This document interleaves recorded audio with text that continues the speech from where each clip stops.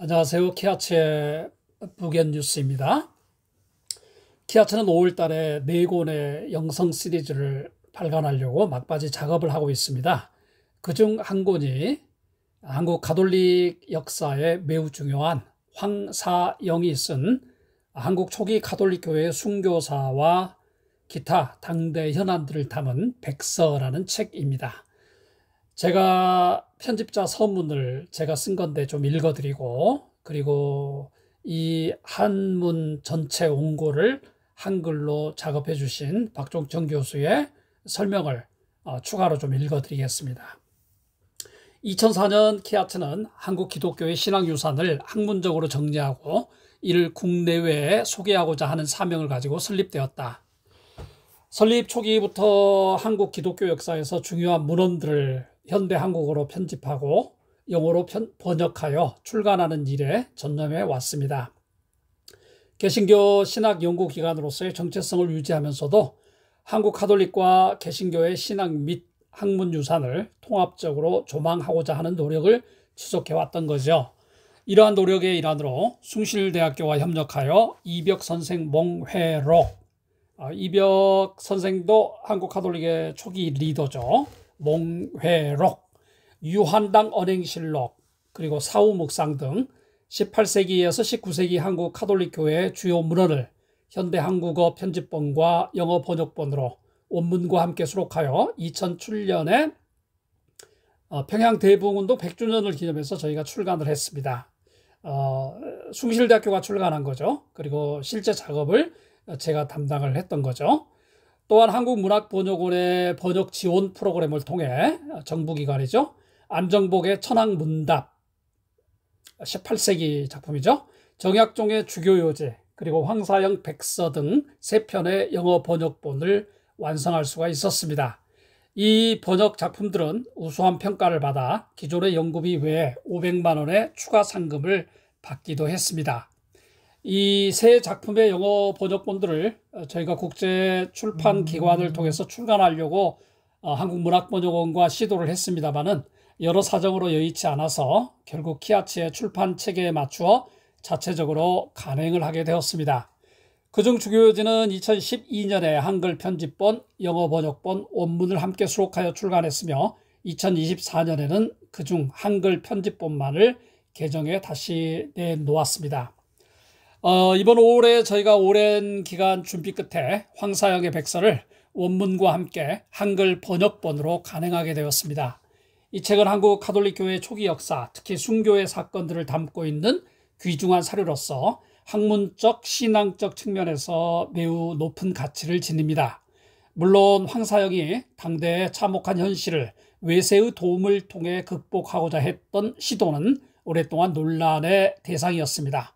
그럼에도 불구하고 백서는 19세기 한국 가톨릭 교회의 신앙적 열정과 정치 사회적 상황을 함께 조망할 수 있는 중요한 문서로서 한국 가톨릭 교회를 보다 객관적이고 통합적으로 이해하는 데 기여할 것입니다.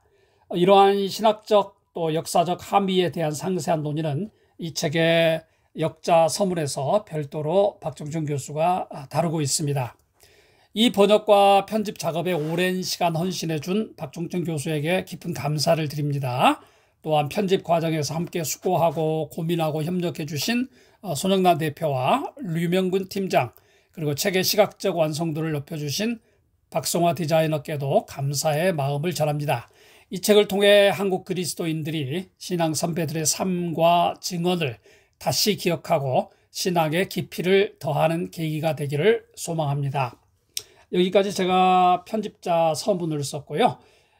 백서 중에 박정천 교수님이 작업했던 내용의 일부, 백서가 어떤 내용인지 좀 우리가 살펴보는 것도 좋을 것 같아요.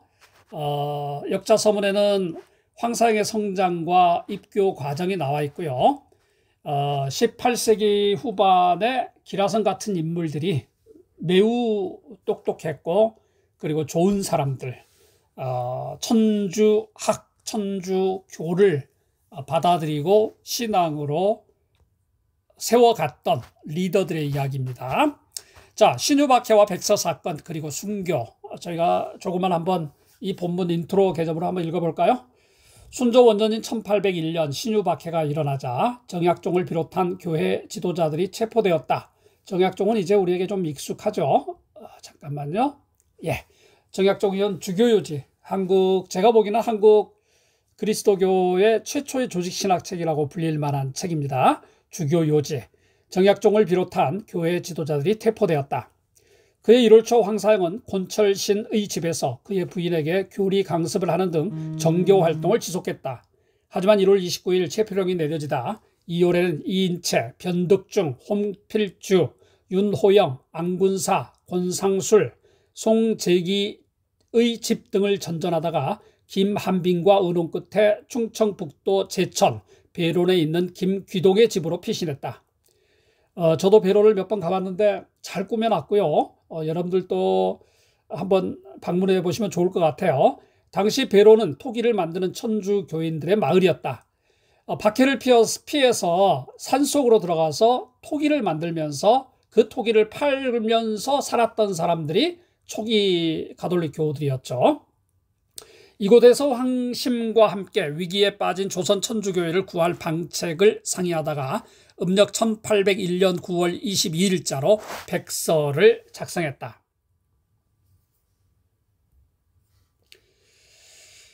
자, 백서가 어떤 내용인지 한번 볼까요? 황사영은 황심, 김한빈, 송재기로부터 주문모 신부, 한국에 처음으로 들어온 신부님이시죠. 중국인이에요. 중국인 신부, 순교를 당하죠. 주문모 신부와 신자들의 순교와 박해의 진행 과정을 듣고 배론의 토굴에서 8개월간 숨어 지내면서 북경 주교에게 보낼 백서를 작성하기 시작했다.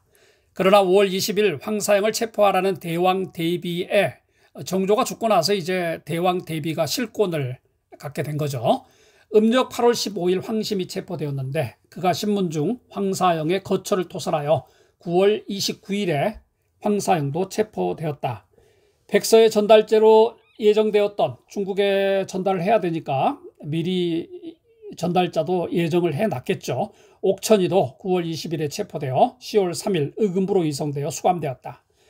10월 7일 대왕 대비의 추궁 명령이 내려진 뒤 10월 9일 1차, 2차, 3차, 4차, 5차, 15일 6차 신문이 이루어졌다. 백서 사건에 연루되어 정약전, 정약용, 이치훈, 이학규, 신여권 등이 체포되었고 이학규와 신여권 등은 11월 2일에 신문을 받은 후 황사영과 대질되었다. 의금부에서 음력 1801년 10월 9일부터 15일간 진행된 황사영에 대한 6차례 신문 과정에서 백서의 반역적 요소가 크게 부각되었다. 우리가 본문에 보면은 서론에 해당되는 부분과 그리고 순교 이야기, 그리고 이 난국을 어떻게 해결해 나갈 것인가를 논의하는 여러 개의 조항 중에 하나가 중국이 영향력을 행사해서 조선의 종교적 문호를 개방시키게 하는 방법, 그리고 일전에 프랑스 함대가 조선에까지 들어와서 좀 위협을 가하라는 실제적인 제안을 하기 때문에 이 부분은 상당히 논란이 있었고 이 부분을 부각시키면서 정부에서는 황사영을 신문했던 거죠. 그에 따라 황심과 김한빈은 각각 모욕 동참죄와 지정은장죄로 판결받고 음력 10월 23일 서소문 밖에서 처형되었다. 황사영은 궁흉극악 대역 부도죄, 한자 이름들인데 궁흉극악, 우리가 굳이 설명을 안 해도 지극히 아주 극단적으로 흉악하고 악한 큰 죄를 지은, 부도덕한 죄를 지은 이런 의미겠죠. 황사영은 궁흉극악 대역 부도죄로 옥천이와 함께 전달자로 예정되었던 옥천이와 함께 음력 11월 5일에 서소문 밖에서 처형되었다. 현재 황사영의 묘소는 경기도 양주군 장흥면 부곡리에 있다. 황사영은 백서에서 당시 천주교 박해의 실상을 상세하게 서술하고 천주교의 재건책을 호소하는 편지를 써서 황심과 옥천이를 통해 북경의 주교에게 전달하려 했다. 그러나 도중에 적발되는 바람에 천주교는 역적의 무리로 규정되었고 주문모 신부의 처형 이후 잠시 소강 상태에 있던 박해의 불길이 다시금 거세게 되살아났다. 당시 조선 정부에서는 청나라 사람인 주문모 신부를 처형한 문제와 백서 사건이 초래할지도 모르는 외교 정치적 파장을 고려해서 조선 정부의 입장에서 유리하게 사건 전말에 대한 경위를 편집하여 새로 백서, 우리가 역사적으로 이 작품을 가백서라고 부릅니다. 가짜 백서죠. 그런데 이 가짜 백서가 워낙 정교하게 만들어졌기 때문에 조선시대 학자들의 수준을 우리가 가늠할 수 있는 하나의 창구가 될 수 있습니다. 이것을 가지고 청나라의 진주사 조윤대 일행을 파견해 청나라의 양해를 구하고 외교적 문제를 마무리했다. 물론 1801년에 피비린내라는 박해가 있었고 그 박해는 간헐적이었지만은 1866년까지 지속이 되었죠.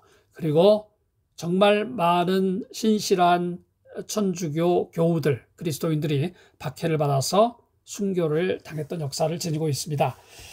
이 내용은 제가 서울대학교 대학원 다니면서 수업 시간에 읽었던 자료였고, 그리고 미국에서 박사학위를 하고 나서 한국에 들어와서도 꼭 이런 작품만큼은 우리가 히아츠가 출간했던 페르페투아의 순교기, 순교행전 못지않게 한번 읽어볼 만한 가치가 있거든요. 학문적으로, 신앙적으로. 그러면서 이 당시에 카톨릭 교우들이 어떻게 시대를 극복하려고 나름 애썼고, 그리고 그 신앙의 뿌리가 결국은 한국에 뿌려졌고, 우리가 적금과 교리는 약간 다르지만은 개신교도 한국에 전달될 때 그런 신앙의 유산들이 이어지지 않았을까 하는 게 저의 생각입니다. 여러분들 마지막 저희가 작업을 이제 다 끝마쳐 가고 있고요. 5월 달에 출간할 예정인데 여러분들의 많은 응원과 기도와 그리고 기대를 바라겠습니다. 키아체 화천 농부신학자입니다.